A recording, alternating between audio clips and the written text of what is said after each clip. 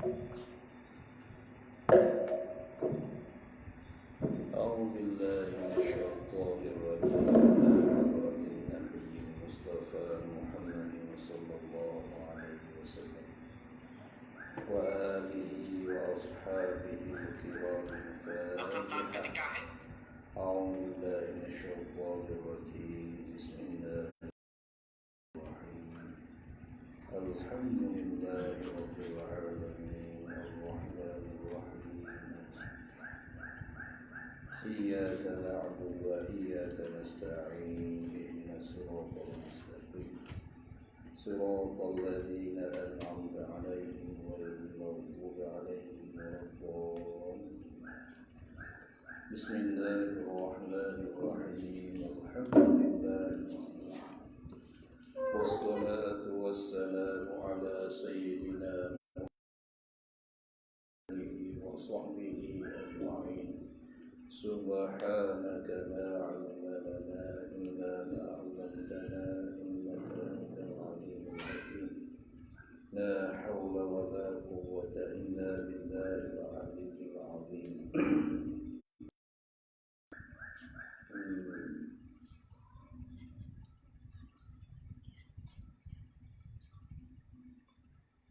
Jadi alhamdulillah,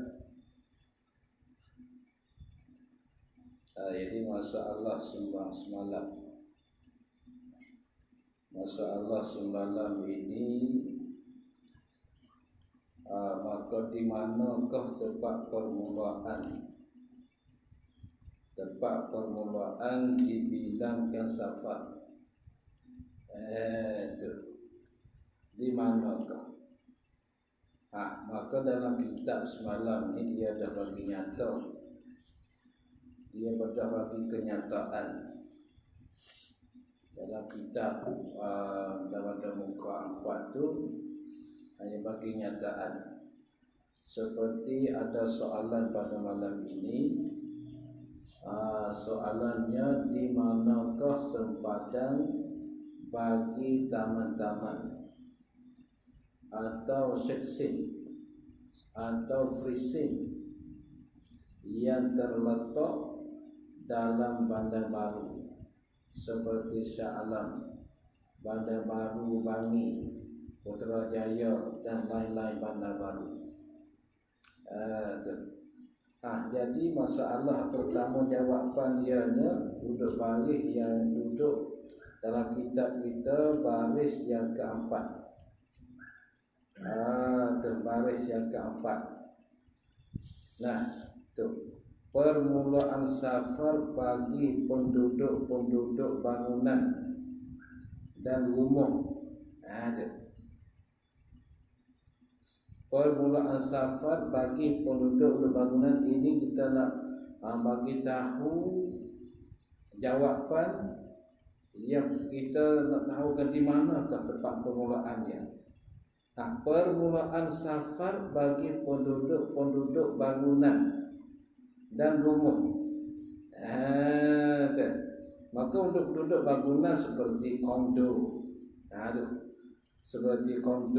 flat, apa lagi atau yang buat dan rumah, penduduk rumah, taman-taman rumah. Taman-taman rumah tu. Maka penduduk bangunan dan rumah itu, taman-taman rumah tu, hasil ia dengan melalui kota yang ditentukan dia. Kita tengok masalah ni dulu, lepas tu kita pergikan kepada masalah pertanyaan. Nah, kita supaya kita tahu kan tempat yang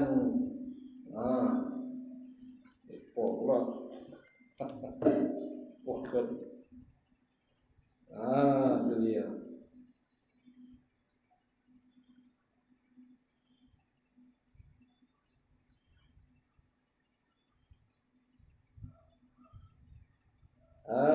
Maka tempat dia tu.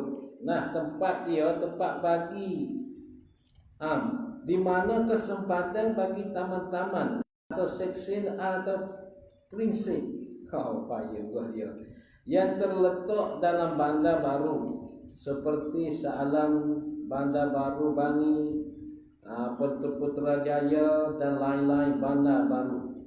Maka kita tengok di sini, kita lihatkan sekiranya kalau ada perhubungan bangunan itu dengan perumahan, dengan taman-taman itu, maka permulaan dianya ialah selepas daripada taman itulah.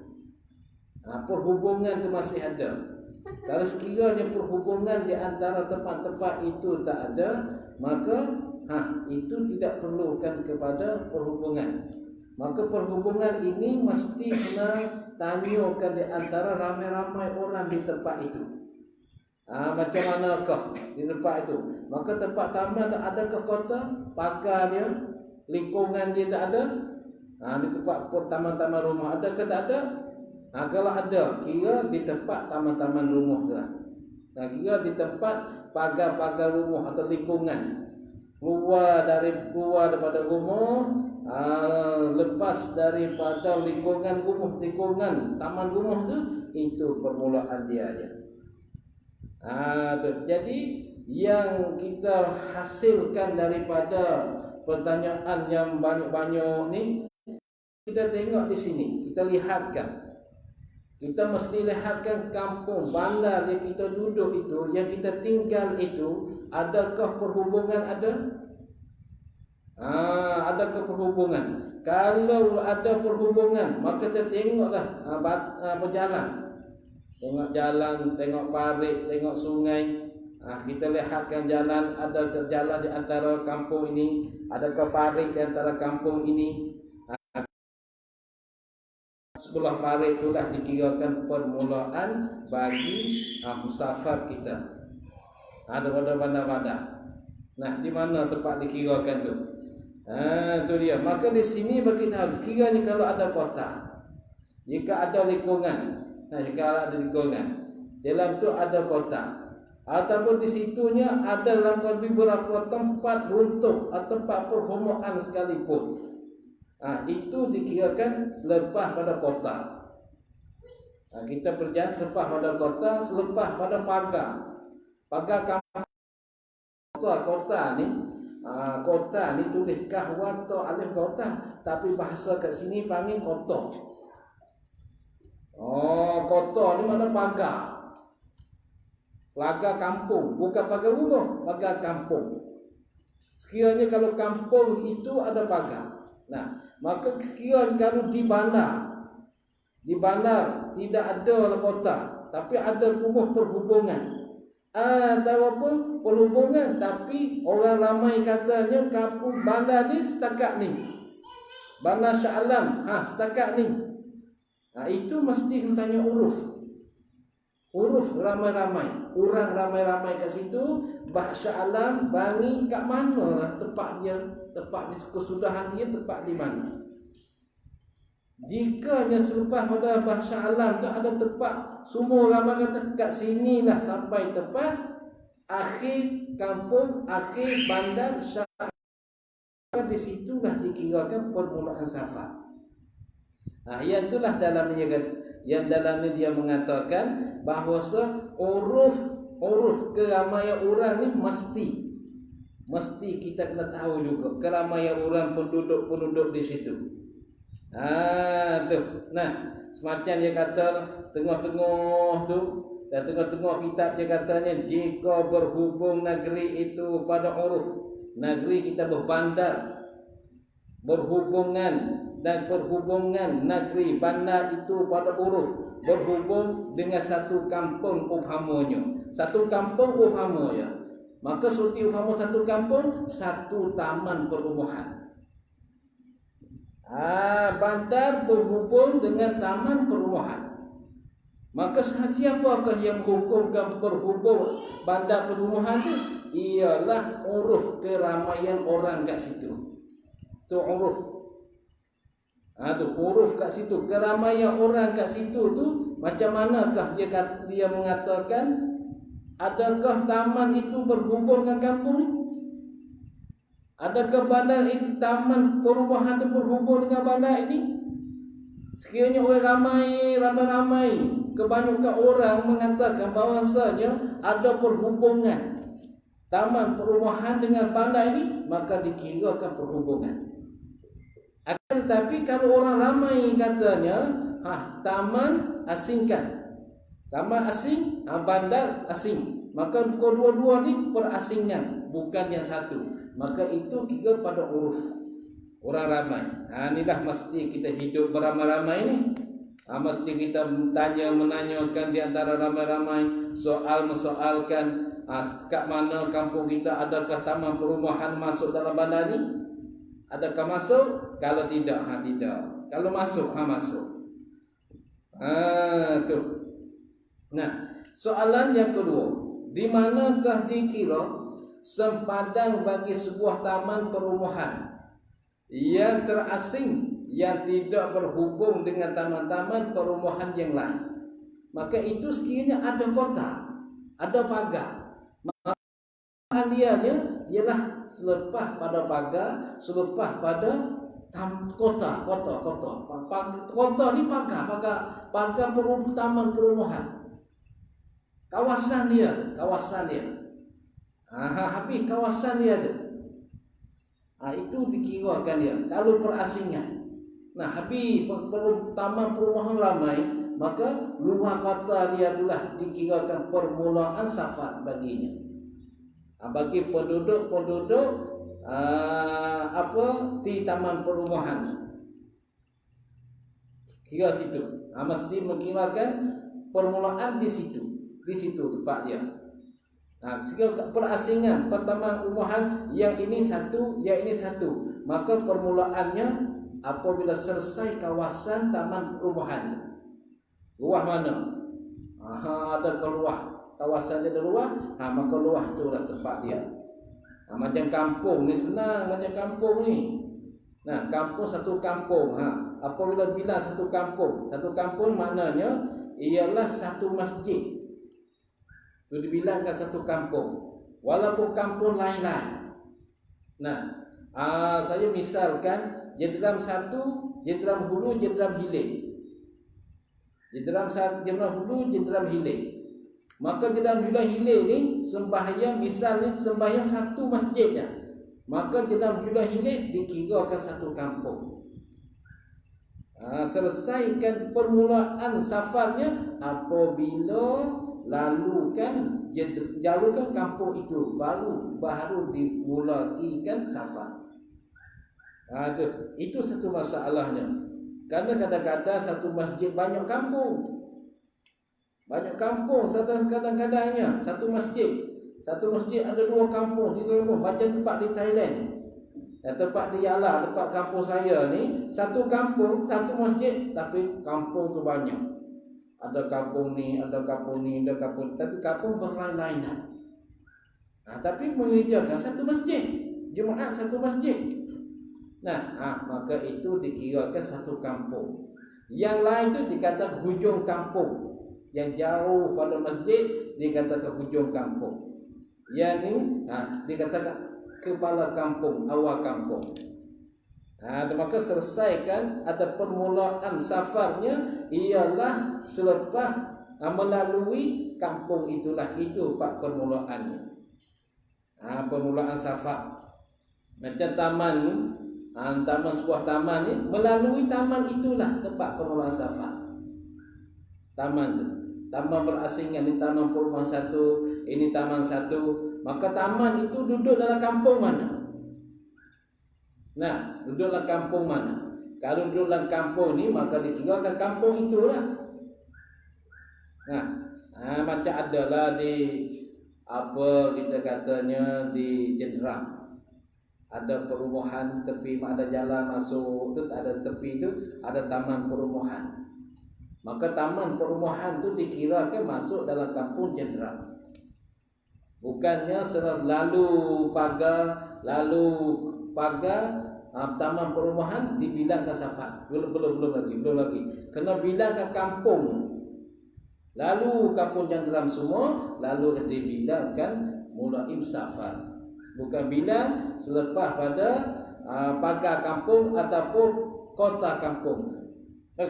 Bukan bilangkan lalui taman perumahan, bukan. Karena taman perumahan itu ada dalam kampung, maka dikirakan kampung, tak dikirakan taman. Atau banyaklah sekarang ini.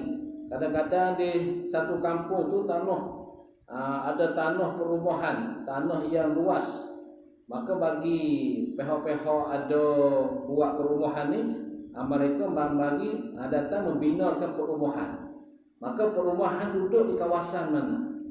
Kalau duduk di kawasan Kampung Jenderam, maka lalu Kampung Jenderam itulah permulaan safar. Pelik lidah. Dah lama tak cakap pasal belik lidah ni. Faham dah? InsyaAllah mudah-mudahan dapat dipahamkan. Dari taman perumahan ni kita tengoklah dia duduk di mana. Dia ada perhubungan dengan kampung ke atau tidak? Jika ada perhubungan dengan kampung, maka lalu kampung itulah baru sampai tempat permulaan safar. Yang kedua. Yang tiga, masalah tiga, di manakah dikira sempadan bagi dua buah taman perumahan yang berhubung keduanya sama. Taman perumahan itu sama, tengok dia binakan dekat mana. Kalau dia binakan perasingan, tidak ada kampung, ada kampung dia ya. Perumahan dia ada dua perumahan ini saja, tak ada yang lain. Maka lalu melalui taman perumahan itulah. Tapi apabila lah dia dibina ke dalam kampung, maka tempat permulaan safarnya ialah selepas pada kampung itulah. Itu selepas pada kampung. Ingatlah ni kampung mesti kita kena tahu. Dak kampung apa weh? Kampung Jenderam. Habis Kampung Jenderam itulah, itu tempat permulaan. Perumahan pun sama juga. Perumahan tu mereka bina ke perumahan dalam kampung apa? Kampung Jenderam. Lalu Kampung Jenderam, okey, kat situlah. Kat situlah tempat permulaan safar.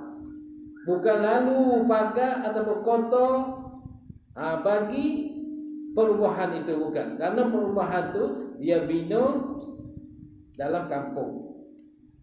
Kalau dia bina perasingan, suku ada kampung dia ya, semua tu bina ada kampung satu tempat perumahan tu, dalam perumahan tu ramai manusia dalam tu, maka dikirakan lalu perumahan dia itulah di permulaan safar. Itu masalah yang ketiga. Masalah yang keempat, jika beberapa buah kampung atau qaryah tidak mempunyai sempadan seperti parit atau sungai yang memisahkan di antara kampung-kampung tersebut, boleh tak masjid qaryah setiap kampung tersebut dikira sebagai sempadan? Ya, boleh. Masjid qaryah tu bukan sekadar dia ada kawasan kampung, mesti dia ada. Kampung Jenderam Hulu, Jenderam Hilir.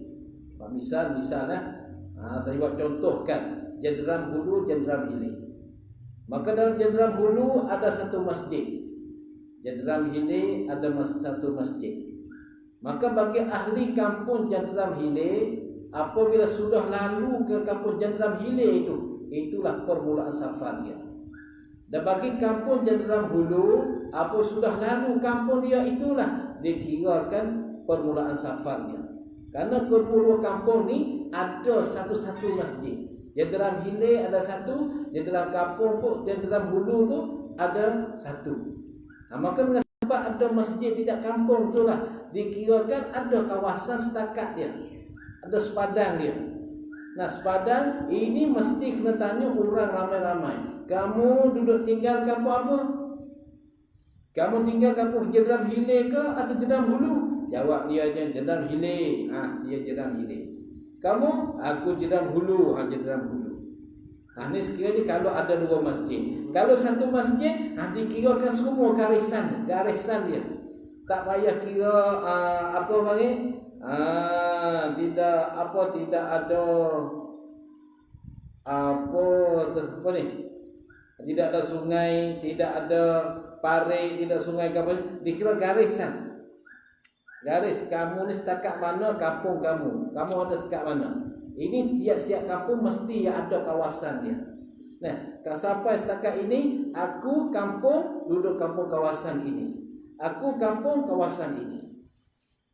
Maka dikirakan permulaan safar ni kira kampung, jangan kira daerah. Daerah ni luas.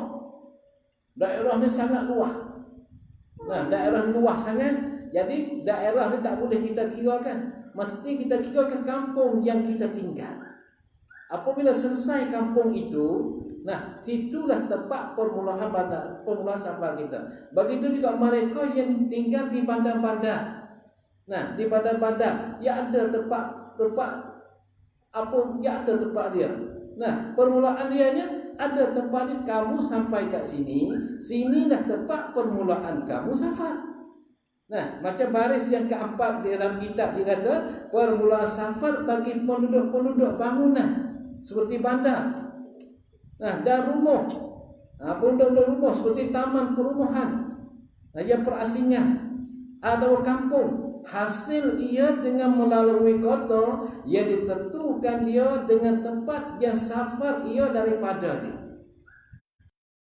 Maka kota di sini kita bubuhkan garisan. Lalu kan garisan bandar, ini bandar Bangi, ini bandar Shah Alam. Selepas bandar itulah dikatakan permulaannya, garisan dia. Ya ada mukim satu dah, mukim satu, mukim dua, mukim tiga. Lepas mukim satu, mukim dua kira lain lah. Maka masjid ni boleh kita buat alamat dalam kitab permulaan safar. Masjid boleh kita buat alamat, buat tanda untuk kita permulaan safar. Macam kita duduk masjid mana? Jendera Hulu ke Jendera Hilir? Sekiranya Jendera Hulu, maka selesaikan, lalukan kampung Jendera Hulu, maka situlah tempat permulaan safar. Jendera Hilir, lalu kampung Jendera Hilir itu tempat permulaan safar dia. Ini contohnya sekiranya kalau dua kampung ni ada masjid-masjid. Nah, ini dia. Itu dia. Nah, maka apabila kampung tidak ada parit, tidak ada sungai, nah, memisahkan jalan kedua ni, ini kirakan garisan. Ini kampung ini kampung ini. Sekiranya kalau umuh tu perhubungan. Nah, perhubungan ini tanya uruf keramaian. Keramaian orang katanya kampung ini setakat mana? Kampung ini setakat mana? Kampung ini setakat ni. Setakat ni. Sinilah tempat permulaan. Kampung ini setakat ni. Sini tempat permulaan. Macam bangunan perhubungan seperti bandar-bandar. Nah, seperti bandar-bandar. Baik pun bandar-bandar akan tapi banyak masjid dalam bandar. Masjid Jumaat dah, bukan masjid jemaah, masjid berjemaah. Tu faham, insya-Allah lah faham. Mudah-mudahan kita fahamkan ini, mudah kita buat musafir. Buat musafir tu. Apabila perhubungan ini, perhubungan kampung ke kampung itu mesti kena tanyakan ramai-ramai orang penduduk di situ. Adakah kampung ini perhubungan dengan kampung ini? Kalau ramai orang kata tidak, kampung lain, maka situ boleh kita apa lalu satu kampung ni, di situlah tempat permulaan safar. Ni perlukan tanya soalkan kepada ramai-ramai orang. Kampung ni mesti kita tahu. Nah, macam di sini ya ada mukim satu, mukim dua, mukim tiga. Tapi walaupun mukim satu, mukim dua, mukim tiga, di tempat saya, tempat kami tinggal kat sini, jadi masjid itu duduk pertengahan. Jadi keliling kampung masjid kami ni ada kampung, banyak kampung pula keliling. Nah, banyak kampung, tapi semua kampung ini sembahyang di satu masjid ni. Semua kampung keliling ini ada 2-3 butir kampung, ada kampung ini keliling masjid tu banyak kampung. Tapi banyak kampung ini mereka sembahyang di satu masjid. Tu mereka sembahyang satu masjid. Nah, masjid duduk binakan di pertengahan kampung. Maka yang hilir, kampung sebelah hilir sembahyang kat sini. Kampung sebelah hulu sembahyang kat sini. Kampung sebelah tenaik. Sebelah matahari naik, sembahyang kat sini. Maka apabila permulaan kampung ini ni ialah apabila melalui semua kampung yang tersebut. Itulah dikirakan permulaan safar. Permulaan safar. Bukannya kampung hilir, permulaan safar dia kat masjid. Di masjid. Bukan. Masjid tak boleh buat, tak boleh kita buat setakat. Hanya lepas dari kampung, akhir kampung itulah dikirakan permulaan safar. Permulaan safar dikirakan akhir kampung. Tu. Dan satu lagi soalan yang kelima, apakah makna muqabil? Ada dalam nikah. Dalam ini ia kata ada kaul yang azhar, kaul yang terlebih zahir nisbah dalil. Dalam kitab semalam dia kata kaul yang azhar, kaul yang terlebih zahir nisbah dalil. Maka ada satu lagi muqabil. Muqabil bagi kaul azhar, yakni kaul yang membetuli kaul azhar. Ada kaul yang melawani ke kaul azhar. Maka kalaulah kita kirakan yang mana kuat di antara azhar dan muqabilnya, ialah azhar terlebih kuat daripada muqabil. Karena muqabil ni kau yang membetuli saja, kau yang melawani saja. Yang dipakaikan ialah kau azhar. Adapun kau yang bukan azhar, yang muqabil, ini kita pakai ketika darurah saja. Tak boleh kita bahagikan petua-petua kepada orang. Yang ini kita pakai untuk diri saja. Untuk diri tak boleh kita petua kepada orang. Hanya kita petua kepada orang ialah kau yang azhar. Karena kau azhar ni kau yang lebih kuat daripada muqabil. Mana muqabil ni ialah kau yang melawani, kau yang membetuli akan yang terlebih zahir, yang terlebih azhar. Mana atas tu? Ada tersebut di atas. Ada sebuah semalam berkenaan dengan kaum azhar dan muqabil bagi azhar. Ini dia.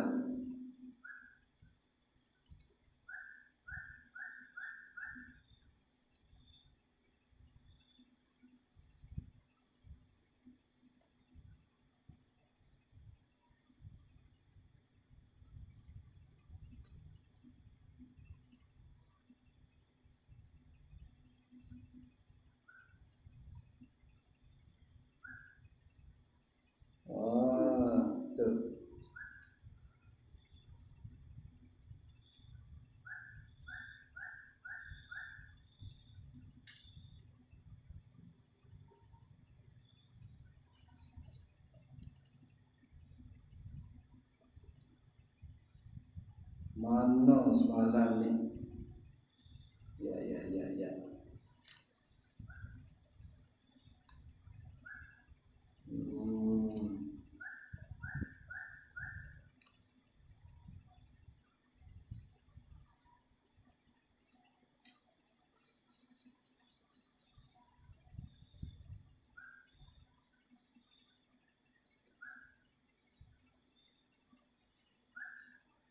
Ya, tengok tak jumpa. Semalam ni duk baca. Duk belah balik ni. Muka tiga ni. Cari muka pak tak jumpa. Tentang yang terlebih zahir. Kau yang terlebih, maka kau yang terlebih zahir harus diqadhakan ia dengan qasar di dalam masa safar, tiada dalam masa hadir. Dan sabit bagi muqabilnya, muqabil kau yang terlebih zahir. Maka muqabil ni kau yang membetuli, kau yang melawani, kau yang terlebih zahir. Tu muqabil, kau yang membetuli, kau yang melawani akan terlebih zahir. Maka di antara dua ni yang manakah kita patut dipakaikannya? Ialah kaul yang terlebih sahih. Karena kan lebih sahih ini yang terlebih kuat daripada muqabil. Maka muqabil ni kaul yang melawan ni akan kaul yang terlebih sahih ni, ini sebagai kita pakai ketika darurah sahaja. Pakai ketika darurah, bukan dipakai buat petua ni, ini tak boleh. Nah, kita tahu kita pakai seorang diri kita, pakai ketika darurah, pakai ketika bersangatan berhajat. Atau yang muqabil. Nah, yang muqabil. Tapi sekiranya tidak ada darurah, kita pakaikan yang terlebih ashab. Nah, yang terlebih ashab, yang terlebih sahih. Itu mana muqabil? Getih ni muqabil, kau yang melawan ni, kau yang membetul ni. Tu. Nah, kena gitu. Maka di antara dua-dua ni, boleh semua. Akan tetapi kan yang terlebih zahid, yang ini hak yang kita pakaikan, yang kita gunakan. Tapi kau yang muqabil, ini kita simpan apabila kita darurah, kita bersangat dan berhajat, kau yang muqabil. Itu cara dia nya. Macam kita katanya dalam mazhab Syafi'i ini, bismillahirrahmanirrahim ialah satu ayat pada Fatihah. Nah, satu ayat pada Fatihah. Itu mazhab Syafi'i. Kemudian ada ulama kau yang asah, kau yang terlebih terang di sebuah dalil, tak sah mereka bermazhab Syafi'i mengikut akan imam bermazhab Hanafi. Karena mazhab Hanafi tidak bacakan Fatihah, tidak bacakan bismillah. Maka mazhab Syafi'i ini tak sah. Tak sah sembahyang apabila ikut imam bermazhab Hanafi. Karena Hanafi tidak bacakan sembahyang, dan pula bismillahirrahmanirrahim bagi Hanafi sunat saja, bagi Syafi'i wajib. Itu kaul yang asah. Nah, akan tetapi ada muqabil bagi asah. Kau melawan ni bagi asah. Nah, kau melawan ni bagi asah, dia kata sah, boleh kita ikut Imam Hanafi. Nah, dia tak baca bismillah, tapi bukan ikut di tempat kita ini, ialah ikut tempat dia, tempat mereka yang bermazhab Hanafi. Pasal apa? Kerana apa kau boleh kita ikut imam yang bermazhab Hanafi? Kerana sembahyang mereka itu sah, maka sembahyang kita pun sah juga.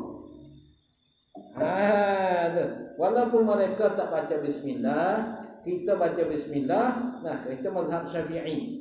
Maka muqabil asah kata, sah kita ikut, kerana sembahyang mereka sah, yang kita pun sah. Tapi ingat, kita ikut begini ni, masalah kita pergi kat luar negara.